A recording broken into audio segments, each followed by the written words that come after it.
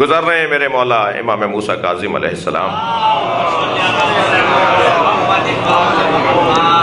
ایک کوچے سے گزر رہے ہیں کہ گھر سے لہو و لعب کی، رقص و طرب کی آوازیں آ رہی ہیں، جی بے حیائی کی آوازیں آ رہی ہیں ایک گھر سے، اور یہ بات گلی میں گزرنے والوں پر روشن ہو رہی ہے کہ اس گھر کے اندر لہو و لعب ہے، بے حیائی ہو رہی ہے۔ کنیز کسی غرض سے گلی کے اندر آئی، حضرت کو دیکھ کے اس نے ادب کیا، سلام کیا۔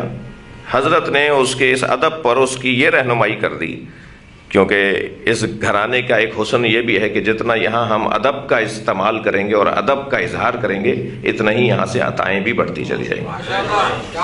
یہاں بے ادبوں کا گزارا نہیں ہے۔ تو اس نے وہ اتنا ادب کیا کہ حضرت کو پہچان کے سلام کیا۔ تو حضرت نے اس پر یہ کرم کیا کہ اس سے کہا کہ یہ گھر کسی آزاد کا ہے یا کسی غلام کا ہے؟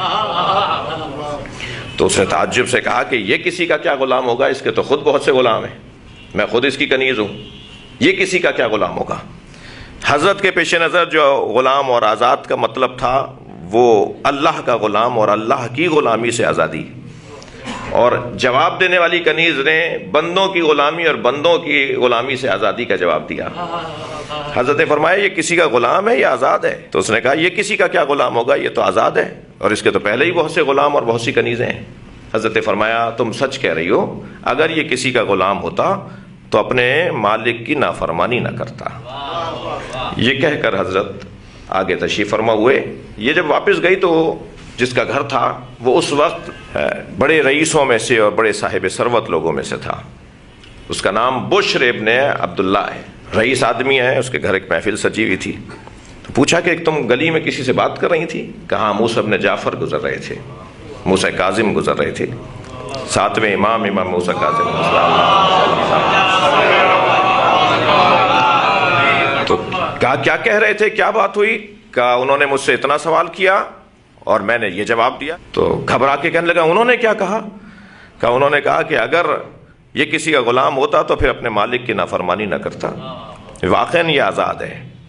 تو بغیر چپل جوتے پہنے ہوئے ننگے پیر دوڑا گلی کی طرف اور اس جانب بھاگا جہاں امام تشریف لے گئے تھے، اور امام کے قدموں میں بیٹھ کر کہنے لگا اگر آپ نے مجھے کہہ دیا کہ میں غلام نہیں ہوں، آزاد ہوں، تو پھر اللہ تو مجھے ایسا آزاد کرے گا کہ پھر میرے لیے کوئی حقیق قائل نہیں ہوگا، مجھے کچھ بھی انعام نہیں ملے گا، مجھے تو اللہ جہنم میں ڈال دے گا، میں تو اس کا غلام ہوں، اللہ کا غلام ہوں۔ کیا تم اگر اللہ کے غلام ہوتے؟ کہا نہیں، توبہ کروں گا، آپ مجھے فرمائے کیا کرنا ہے۔ حضرت نے فرمایا آئندہ اللہ کی نافرمانی، کانوا لنا عابدین ذہن میں رہے، یہدون بامرنا ذہن میں رہے، تم اللہ کی نافرمانی سے ہاتھ اٹھاؤ۔ اس بشر الحافی نے، اب دیکھیں یہ ہدایت کیسے دیتے ہیں، لوگوں کو انسان کیسے بناتے ہیں، لوگوں کو گناہوں سے اور معصیتوں سے کیسے نکالتے ہیں۔ اس نے پھر زندگی بھر پیروں میں جوتیاں نہیں لی، رئیس آدمی ننگے پیر رہتا تھا، اور لقب اس کا پڑ گیا حافی۔ حافی کہتے ہیں جو بغیر چپلوں کے چلتا ہو، ننگے پیر انسان کو، جی، اور پیر ننگے جو رہتا ہو اسے کہتے ہیں حافی۔ بوشر کون سا؟ حافی، جو بغیر چپلوں کے رہتا ہے۔ مولا نے ایک دن اسے بہت مدت کے بعد جب ننگے پیر دیکھا تو حضرت نے اس کا ہاتھ پکڑ کے فرمایا کیا تم نے اللہ کا یہ پیغام سنا ہے کہ اللہ یہ فرماتا ہے کن لی اکون لک، تم میرے ہو جاؤ میں تمہارا ہو جاؤں گا۔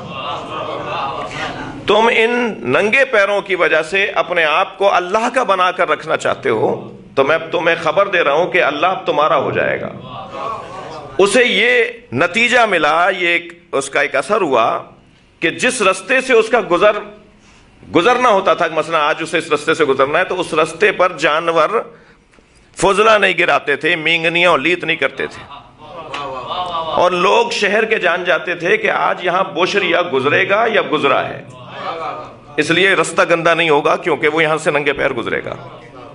یعنی پورے علاقے کو یہ پتا تھا کہ جانور اس کا احترام کر رہے ہیں کیونکہ اللہ کا وہ ہو گیا ہے تو اب اللہ اس کا ہو جائے گا۔ اور جس دن اس کا انتقال ہوا تو اس کے گھر کے باہر کے رستے پر جانوروں نے وہ آثار چھوڑے، تو لوگوں نے کہا کہ جی آج تو یہ شاید گھر سے باہر نہیں نکلیں گے، تو کچھ دیر بعد خبر آئی کہ آج ان کا انتقال ہو گیا ہے۔ یہ ہدایت دینے والے لوگ، موت کی مجلس سے بھائی میں اسی طرح کی بات کروں گا، ان کا کام ہدایت دینا ہے۔ یہ لوگوں کو انسان بنانے کے لیے آئے ہیں، یہ لوگوں کو بہتر سے بہتر اللہ کی بندگی میں ڈھالنے کے لیے آئے ہیں۔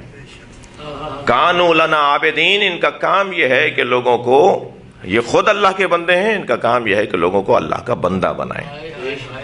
عزیزان گرامی، سارا مسئلہ ہی یہ تو اجتہادی بحثیں ہیں کہ وضو چلو میں پانی لے کے کوہنی تک لے جانا ہے یا کوہنی سے ڈال کے انگلیوں تک لے کر آنا ہے، یہ اجتہادی بحثیں ہیں۔ اصلی بحث تو یہ ہے کہ تم اللہ کو یاد کرتے ہو یا نہیں، تمہیں اللہ یاد بھی ہے؟